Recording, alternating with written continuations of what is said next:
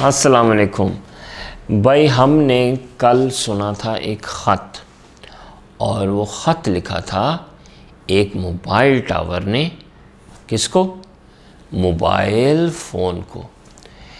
تو بے شک آپ اس کو دوبارہ سن لیجئے، کیونکہ اب ہم کرنے لگے ہیں اس خط کے بارے میں کچھ سوالات۔ تو شروع کرتے ہیں۔ پہلا سوال ہے، موبائل ٹاور کا کیا کام ہوتا ہے؟ کیا خیال ہے آپ کا؟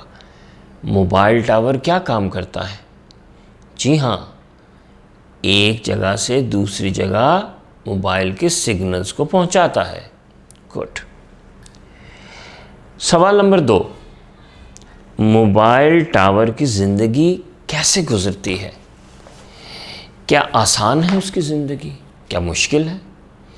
کیا وہ کسی چھت تلے رہتا ہے، سکون سے رہتا ہے، یا مشکل حالات میں رہتا ہے؟ کیا جہاں وہ کام کرتا ہے وہاں ماحول اچھا ہوتا ہے، گرمی سردی نہیں ہوتی، یا موسم بہت شدید ہوتا ہے، گرمی بھی ہوتی ہے، سردی بھی ہوتی ہے؟ یہ لکھیے۔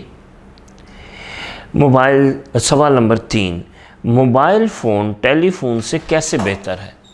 آپ کو پتہ ہے ایک ٹیلی فون ہوتا ہے تار سے جو جاتا ہے، اور ایک موبائل فون ہوتا ہے جو ہم اپنی جیب میں رکھ کے کہیں پہ بھی چلے جاتے ہیں۔ تو موبائل فون ٹیلی فون سے کس طرح بہتر ہے؟ اس کا جواب آپ نے دینا ہے۔ اور چوتھا سوال، اگر موبائل فون نہ ہوتا تو کیا ہوتا؟ آپ کو پتہ پہلے زمانے میں موبائل فون نہیں تھا، تو پھر اس وقت کی زندگی میں اور آج کی زندگی میں کیا فرق ہے؟ اگر موبائل فون نہ ہوتا تو کیا ہوتا؟ لوگوں کا ٹائم بچتا یا ضائع ہوتا؟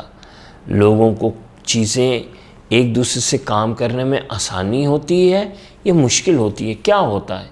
موبائل فون کے آنے سے کیا فائدہ ہوا ہے، کیا نقصان ہوا ہے؟ تو ایک تو یہ کام ہو گیا۔ اب دوسرے کچھ اور سوال بھی ہیں، ان کا بھی سوچ کے آپ نے خود سے جواب دینا ہے۔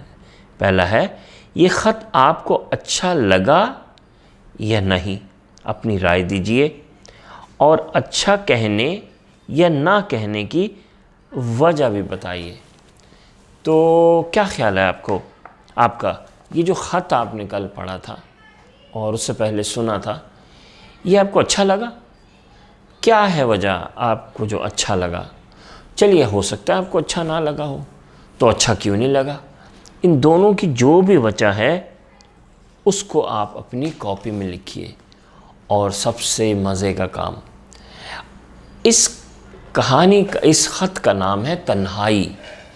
آپ نے کوئی اور نام سوچنا ہے اس کا، تنہائی چھوڑ دیں، خود سے آپ سوچ کے لکھیں کہ اس خط کا کیا اور نام ہو سکتا ہے۔ یہ ہے مزے کا کام، اس پہ آپ بہت غور کریں، اور پھر ایک لفظ یا 2 لفظ یا 3 لفظ پہ مشتمل ایک نیا نام اس خط کا سوچیں اور کاپی میں لکھیں۔ اللہ حافظ۔